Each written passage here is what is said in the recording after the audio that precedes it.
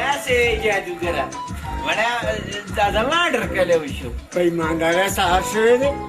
نه یاره جادوګر غوندې څه نوي لوبه خو راسره نه کوي وایي چې د ګلپشان حوالدار ډیپټي په چیر کې ولګېده او زه مړی فریده غم یې مه کوه په ارام خو به یو که نه هلکه د جادوګرۍ یو نوی کرتب مې زده کړی دی والله چې نو داسې خدمت وکړم زه یې وکړم نه نه پرون دې رالی د مړز نه چرګه جوړه کړې وه په 1000 روپۍ مې هغه مړز اخیستی و ښه زمانه تا ته یې وښیم هسې نه یې زده نه کړي رانه یاره تا نه مې سړی زده کړي دې ته کرتبونه ښایه مه خانده مړې یم څنګه روپونه به دې راباندې اچولو موږ د پاګلانو په لنګر کې وډاغه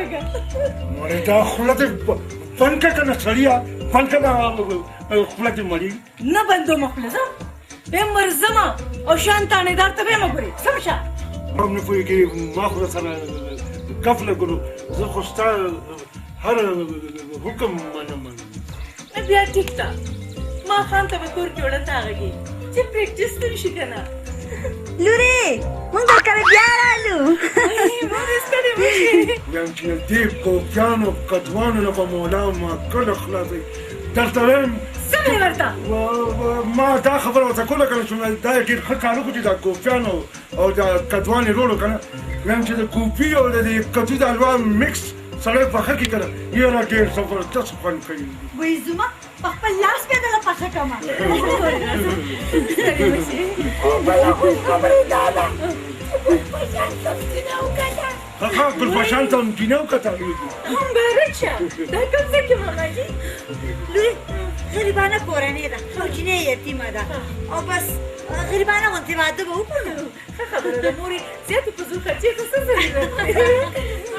بس مبارکم شه مبارکم شه جمع مبارک شه مورې مبارک لویه شلې هغه به د ګفویه کې هغه ګفویه کې چې دلته کدوان مدوان او کوفیان راغلي پیاز زما کور دپاره راوړي په 50 روپۍ کیلو او دې دلته لیکلي دي 55 روپۍ مړه صبر که دې به راځي حساب به ورسره کوم که نه زه راتلی شم جي او په خیر بډاډه سپی څنګه یاده که داړو ته دلته خدای سمه خوځو اولدار ګلپشان وایه که بیا دې داړو وي دا خوله به را باندې ماته کوو زه چې ډیوټا راغلم ښه نو هغه ته یې ښه نو بیا داسې کار وکړه که نه چې تا ته خو د خپلې ډیوټۍ خوښې نه چې دا خو ماته پیمان کې ماته ویلي نه دي ویلي ښه نو بیا واوره لومبۍ خبره ډېرې وایي د وخت په هغه کې 2 منه وړې او که په وړو کې دنې لږ هم ګډوډ شو که نه نو دا پاګلان تا ته معلوم دي خدای راځي داسې مرمت دې وکړي که نه چې یاد وي وساتي نه دي د وخت 2 منه وړه واخلم دا ورته په لاسونو اخلم او که پښتو وایي دا ستا خوښه که پښتو یغېږي او که په سر یغېږي پوه شوې که نه دویمه خبره دویمه خبره دا ده که دنه په وړو کې لږ هم سوډا او یا مالګه سیوای شوه که نه نو بس ګورې زه د چا خاطر نه کومه ځکه چې سبا بل سبا به زم بال بچیداره شم پوه شوې که نه زما د نوکرۍ سوال دی پوه شوې که نه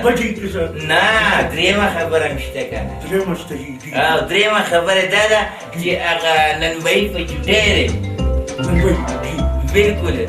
نو دا 2 منه وړه به ته د هغه په ځای باندې په تنور باندې پخې دا به هم زه پخوم نو دا ټول کارونه به هم زه کوم بلکل دا ټینګه